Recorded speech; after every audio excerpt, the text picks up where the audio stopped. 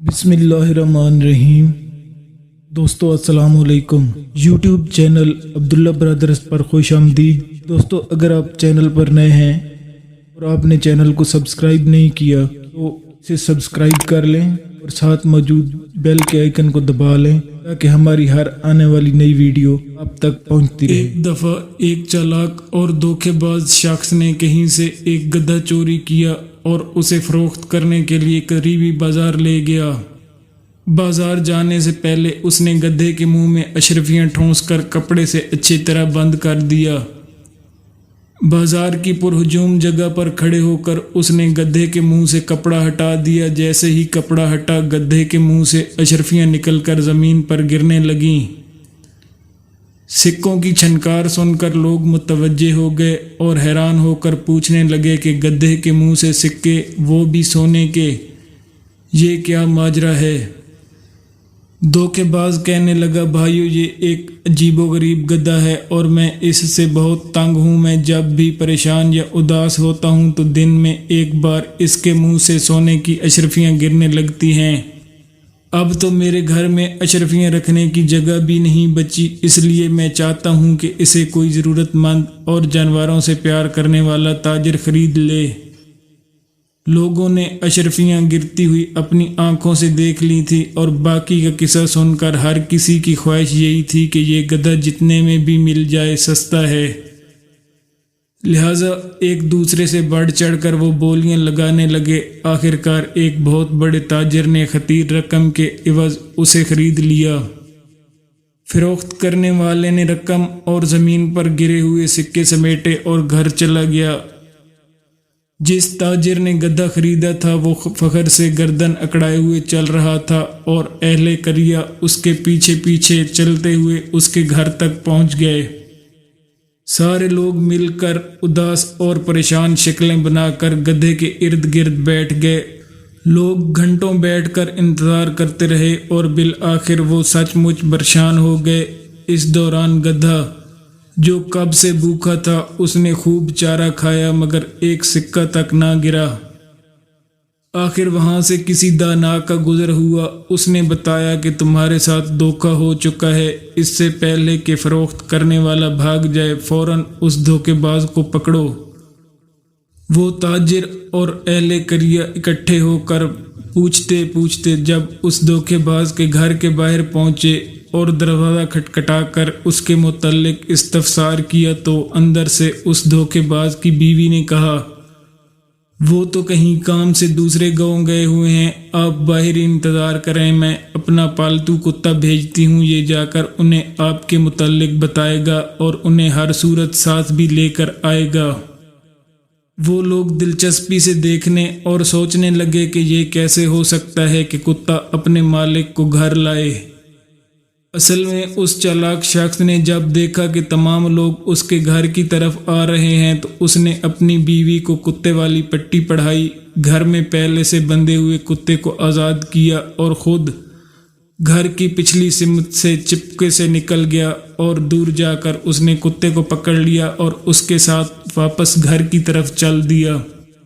थोड़ी देर गुजरी तो लोगों को अपनी आंखों पर यकीन नहीं आ रहा था कि वही शख्स जिसने गधा फरोख्त किया था उस कुत्ते के पीछे पीछे चलता हुआ आ रहा था।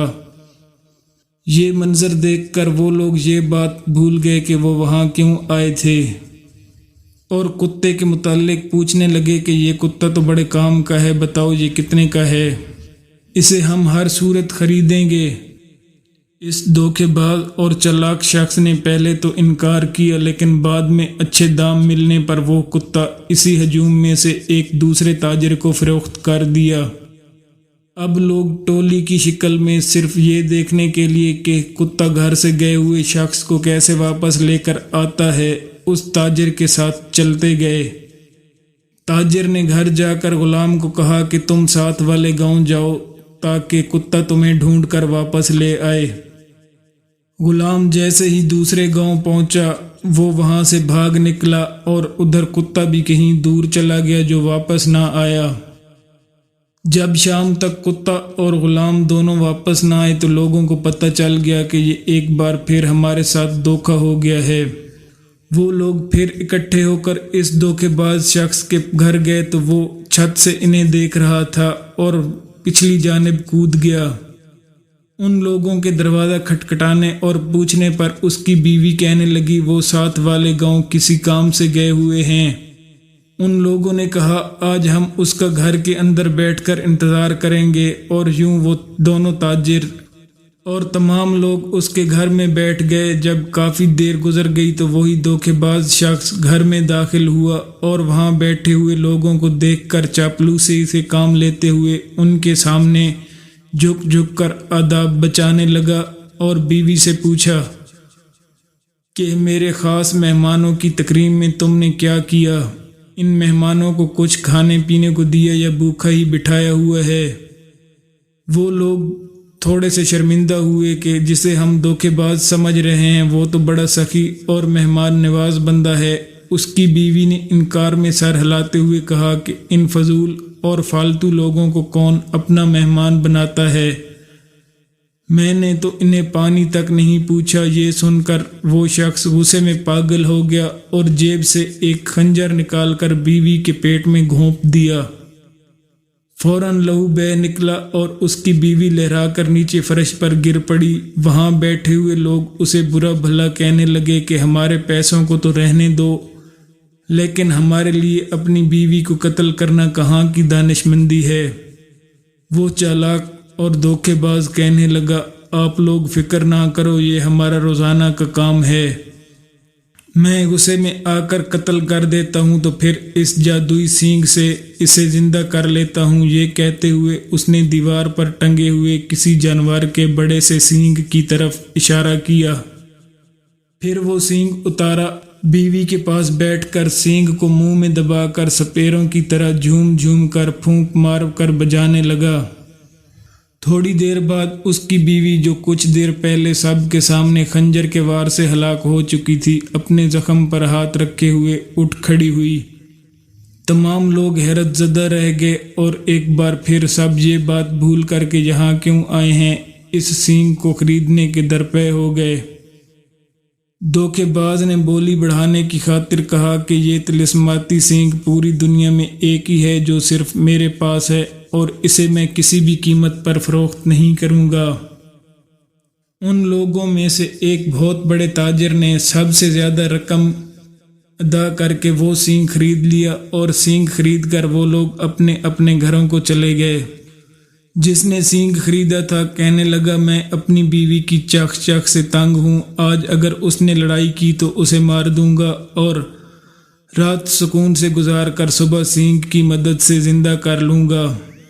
لیکن در حقیقت اس دھوکے باز نے جب اپنے گھر کے باہر لوگوں کو اکٹھا ہوتا دیکھا تو فوراً منصوبہ بنا کر اس میں اپنی بیوی کو شامل کیا، لال رنگ کو ایک تھیلی میں ڈال کر بیوی کے کپڑوں میں چھپا دیا، اور پھر ایک خنجر لیا جس کے دستہ میں خفیہ خانہ اور ایک بٹن تھا جس کو دبانے سے خنجر کا پھل اپنے دستے میں غائب ہو جاتا، اور ایک پرانا بیکار سینگ لے کر دیوار پر ٹانگ دیا، اور خود گھر کے خفیہ راستے سے نکل کر تھوڑی دیر روپوش رہ کر واپس آ گیا، اور پھر بیوی کو زندہ کرنے کا ڈرامہ رچا کر بیکار سینگ فروخت کر دیا تھا۔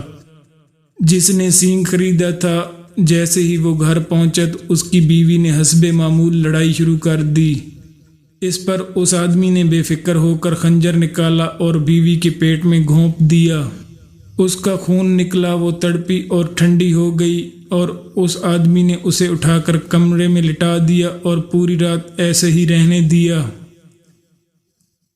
صبح اٹھ کر